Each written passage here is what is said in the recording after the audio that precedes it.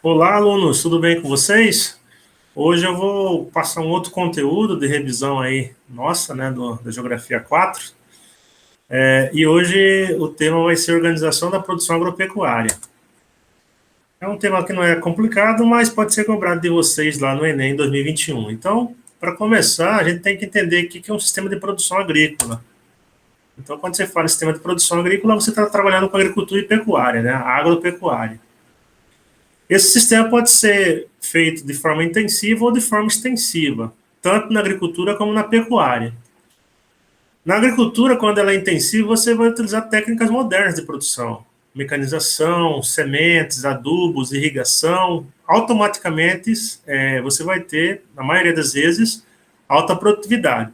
Diferentemente da agricultura extensiva, que você usa técnicas simples, rudimentares, você vai explorar de uma forma errada o solo no campo, né? E você vai ter baixa produtividade. Então, geralmente, você vai ter a produtividade menor na agricultura extensiva.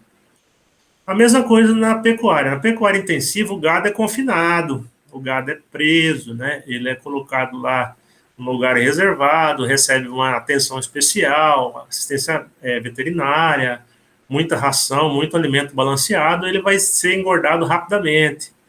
Isso aí vale para todos os rebanhos, tá? Da ave, o suíno, o bovino, enfim. E na pecuária extensiva, não. Esse gado, esse rebanho é criado solto. Então, ele vai comer pastagem natural, o tempo de engorda dele vai ser maior. Muitas vezes a carne vai ser uma carne mais dura, porque ele caminha muito, e você vai ter, geralmente, baixa produtividade na pecuária extensiva. Aí eu coloquei um quadrinho aqui para ficar bem simples de entender os dois modos de produção agrícola, né? A extensiva e a intensiva. A extensiva é feita em grandes áreas, tá? Pouco capital, mão de obra reduzida e muitas vezes não é qualificada, e predomina nos países subdesenvolvidos, nos países pobres. A intensiva, tanto pecuária como agricultura, já é feita geralmente nos países que têm um grande capital. Você vai ter um recurso maior no setor agrícola pecuário. A mão de obra é qualificada, um pouco melhor estudada, né? Você vai ter uma especialização, cada um no seu quadrado, e geralmente é praticado nos países em desenvolvimento, nos países emergentes e também nos países desenvolvidos. Quando eu trabalho agricultura, tem que saber mais ou menos os tipos de agricultura. Então, aqui eu coloquei um quadro com alguns principais tipos de agricultura. Então, eu tenho a agricultura familiar, aquela que é feita pela própria família, que ela produz numa pequena propriedade ou média propriedade, uma parte ela consome, uma parte ela vende, ela comercializa próximo, né, nos centros urbanos. O agronegócio é uma agricultura já praticada em grandes áreas, geralmente é uma agricultura voltada para o mercado externo, tem muito capital ali envolvido, muito produto químico ali, né? Agrotóxico, fertilizante, adubo, né? Tem a agricultura orgânica, que é aquela agricultura mais natural, você vai ter praticamente nenhum uso de produtos químicos, né? Sintéticos, enfim, você vai ter um produto mais natural. Você tem a agricultura de subsistência, que difere das demais, porque você vai alimentar aquele grupo familiar. Então, muitas vezes é praticado pela própria família, e eles vivem ali com aquele alimento no qual eles sobrevivem, né? Muitas vezes nem tem um excedente como tem lá para ser comercializado, como tem na agricultura familiar. A agricultura comercial é aquela que você abastece o mercado interno, o excedente você exporta, né, feito em grande escala, em grandes áreas, né? Você geralmente produz ali tanto para o mercado interno como externo, utiliza muita mecanização e você vai apresentar muitas vezes muita elevada produtividade. Nós temos na Ásia muito comum a agricultura de jardinagem, feita também através da mão de obra familiar, usa um pouco mais de técnica, a agricultura que já é intensiva, né, já tem um pouco mais de cuidado com o solo, com as sementes, adubação. Quando é feito em terreno acidentado, planalto ou montanha, você corta o terreno, produz lá o que nós chamamos de terraceamento, né, que é o degrau, para você aproveitar o espaço íngreme, né? Geralmente é feito com o cultivo da risicultura, tá? O cultivo do arroz, é muito comum, né? Você tem como prato típico, né, alimento básico da Ásia, a risicultura, que é o cultivo do arroz. E nós temos a agricultura empresarial, que tem crescido muito, ela se assemelha à agricultura comercial, ela é feita em grandes áreas também, só que aqui você vai ter basicamente produção monocultora, né? Um gênero agrícola só, por safra. Geralmente os produtos são exportados, a maior parte deles, uma parte atende à indústria nacional, e você vai ter um emprego muito grande de tecnologia, mecanização mesmo. Você vai ter poucos trabalhadores no campo, porque quase todo o processo industrial ali, o processo de produção da mercadoria ali, do alimento ou do gado, é feito de forma mecanizada. Nas grandes cidades, próximas às grandes cidades, você vai ter também uma agricultura que vai suprir a necessidade da grande cidade, os cinturões verdes e as bacias leiteiras. Geralmente são agricultura do meio, de forma familiar, né? São famílias que cuidam de certas áreas rurais próximo às cidades, e ali eles produzem, né, os alimentos que a cidade consome. Verduras, frutas, leite, ovos, né? Então, é esses cinturões verdes aí que produz o hortifruti ganjeiro. Tá? Então, muitas delas de forma intensiva também. Então, o gado, a própria fruta, a ave ali criada é feita de forma intensiva. Você vai ter um certo uso de mecanização e você vai ter um certo controle lá das pragas, né? Porque você vai ter uma atenção maior para que haja uma produtividade alta para atender, né, esses centros urbanos aí com esses produtos. Aí nós temos a questão da Revolução Verde, ele dá uma virada aí na questão da produção agrícola, mas é importante dentro desse cenário de agropecuária. A Revolução Verde foi um fato muito importante na década de 50, 60, né, no qual você teve uma modernização da agricultura. Tá? Então foi um período de grande avanço científico, tecnológico, uma revolução na química, né, principalmente na área da química. Então teve vários avanços lá na produção agrícola, o que mudou a estrutura, principalmente dos países subdesenvolvidos, que naquele momento estavam começando a se industrializar. Brasil, México, enfim, né? A Índia, né? Então provocou uma série de mudanças, entre elas a mecanização do trabalho, você vai ter mais o uso de máquinas do que o trabalho humano, você tem a introdução do sistema de irrigação em áreas mais secas, né? Ou no momento de seca, você vai ter muitos adubos químicos ali, fertilizantes, agrotóxicos, né? Pesticidas, para controlar as pragas na lavoura, né? E você vai ter o uso já de sementes geneticamente modificadas, geneticamente selecionadas, né? Então você vai ter a seleção de sementes ali na Revolução, lá na década de 60 e 70. Isso aí faz com que haja uma série de mudanças na questão da produção agropecuária, principalmente nos países pobres, que tinham problemas, né, de enfrentar principalmente as pragas, os fungos, a erva daninha, que é comum nas lavouras, e aí com essa revolução você consegue controlar esse momento aí nos países subdesenvolvidos, nos países pobres. Mas por trás dizia o seguinte, que na época que os países desenvolvidos, que foram os grandes responsáveis por introduzir a Revolução Verde nos países pobres, eles queriam frear o avanço do sistema socialista, tá? E fazer com que houvesse um desenvolvimento da indústria química que estava ociosa desde a Segunda Guerra Mundial. E você teve uma modernização nessas práticas. Então, o que eu falei há pouco, você teve sementes melhoradas, você teve um preparo melhor do solo, o cultivo, a colheita passou a ser mecanizado, né? Muitos produtos com a química, né? Adubos químicos, herbicidas químicos, fungicidas químicos, e assim vai. Então, ela aumentou a produtividade no mundo e você teve um aumento da produção de alimentos no mundo a partir da década de 60 e 70. Nós temos o item 3 que trabalha a questão da produção rural e o trabalhador agrícola, isso que é bem fácil, né? A produção rural hoje ela tem aumentado a cada ano que passa, só que o número de trabalhadores ligados à atividade agrícola tem diminuído. Isso devido à própria modernização da agricultura, né? A mecanização, o uso intensivo de máquinas, né? No processo de produção, de plantio, de colheita, enfim, você diminui. E aí, muitas vezes, você tem até uma considerável parte da população vivendo no campo, mas muitos deles não trabalham no setor agrícola, trabalham no setor não agrícola, né? Trabalham numa atividade lá de restaurante, uma atividade de lazer, numa atividade de turismo, ecoturismo, né?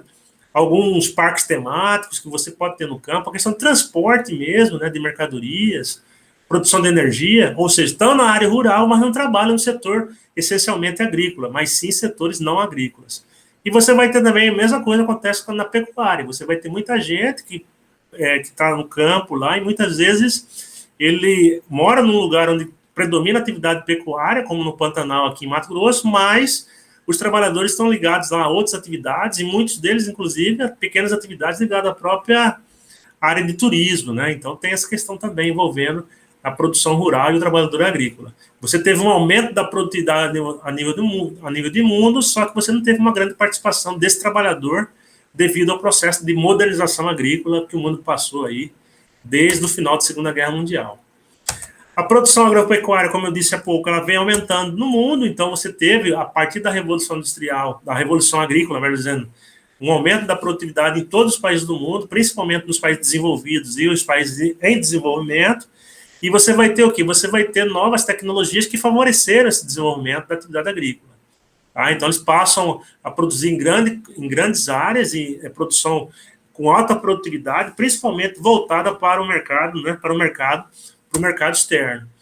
A produção, então, aqui pelo mapa, vocês conseguem ver, você vai ter áreas de produção comercial, associada à criação de gado, produção comercial só de cereais, produção mediterrânea, que é de produtos principalmente aí da área das oliveiras, né? Enfim, você vai ter agricultura intensiva de subsistência, agricultura primitiva ainda você vai ter parte do mundo, principalmente no continente africano, né, que a agricultura é primitiva, você vai ter técnicas arcaicas ainda, rudimentares, baixa produtividade, você vai ter criação intensiva de gados em certas áreas, aqui no Brasil nós temos, né, a criação intensiva em várias fazendas aí no estado de Mato Grosso, temos a criação extensiva também, o gado criado solto em várias áreas do estado do Mato Grosso, do Brasil também.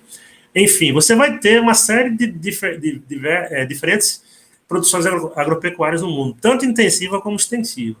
E isso fez com que houvesse um aumento da produtividade, né? Então, se você pegar soja, milho, arroz, cana-de-açúcar, girassol, trigo, todos esses produtos agrícolas, a questão da pecuária, o rebanho bovino, o rebanho suíno, né?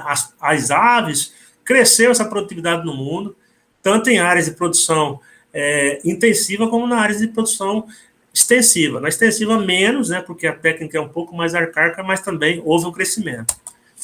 Aí o que eu tenho aqui? Nós temos o item 5, a questão da biotecnologia. Então, a partir da Revolução Verde, lá na Revolução Agrícola, década de 60, 70, você vai ter também o desenvolvimento de tecnologias no campo, né? Então, a biotecnologia é quando você pega esses organismos vivos aí, plantas, e produzem, através de ciência e tecnologia, né, mudanças nesses organismos, nas plantas, nos animais, enfim, você seleciona os genes, ou seja, você faz uma série de mudanças, você recombina lá a questão do DNA, né, desses organismos vivos. E aí surgiram, né, na década de 90, praticamente para cá, os organismos transgênicos, os alimentos transgênicos, são alimentos OGM, né, organismos geneticamente modificados que são resistentes a pragas, a fungos, enfim, eles têm uma produtividade maior, uma aparência mais bonita, no caso, né, tem um tempo de produtividade menor, e isso fez com que houvesse lucro para grandes empresas que adotaram o uso de transgênicos na sua produção. Porém, né, esse aí é o ponto positivo, só que tem também o ponto negativo. Então, por ser um organismo geneticamente modificado, não se sabe ao certo se ele produz ou não doenças nas pessoas. Então, muita gente coloca aí que uma série de doenças, entre elas o câncer, né? Essas doenças têm aumentado no mundo devido ao uso de muitos alimentos transgênicos. Então, os países desenvolvidos foram os primeiros a adotar, né, os produtos transgênicos. Eles têm essa simbologia do T aí para dizer que ele foi geneticamente modificado. Só que a própria indústria, né, que produz os alimentos transgênicos, ela é uma indústria que tem um lobby muito forte, elas defendem essa produção. Tá? Dizem que é totalmente seguro você consumir esses produtos. Só que, do outro lado, né, a ciência, muitos pesquisadores dizem que tem que ir com calma aí, porque tem alguns produtos transgênicos aí que não estão comprovadamente, né, liberados aí para o consumo humano, né. E, por fim, ele trabalha lá o contrário dos alimentos transgênicos que vêm da agricultura orgânica. São produtos que são feitos de forma naturais, né, não há o uso intensivo de produtos químicos, de sintetizantes, de modificação genética, né? E é aquela agricultura que respeita o meio natural, a agricultura sustentável. Então, já é comprovado que eles são mais ricos em nutrientes, ele tem um sabor melhor, uma aparência melhor, muitas vezes não causa tanto mal no solo, não contamina a água do rio, porque não usa agrotóxicos, né? Ele ele é encontrado em vários produtos, entre eles, né, nas bebidas. Ele é mais rico em minerais, cálcio, ferro, magnésio, enfim, né, fósforo. E ele não tem aquela aparência, né, muitas vezes, não é tão bonito, mas ele é naturalmente mais saudável, não tem aquela aparência da cera, né?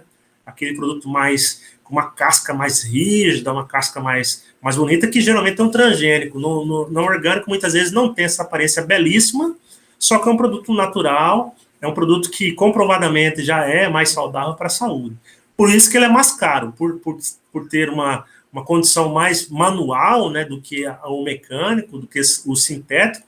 Ele é mais caro muitas vezes nas feiras, nos mercados, do que o produto geneticamente modificado transgênico. Ok, pessoal? Então é esse o conteúdo. Aqui tá os exercícios, tá? Eu vou colocar aqui os exercícios de revisão. É bem fácil. É uma revisão do que a gente acabou de trabalhar com vocês, a questão da pecuária intensiva e extensiva, né? Agricultura também, a característica de cada um, a questão da diferença da agricultura familiar e empresarial, a definição do agronegócio, por que vem reduzido o percentual de moradores, né? O que a gente acabou de ver ali, né?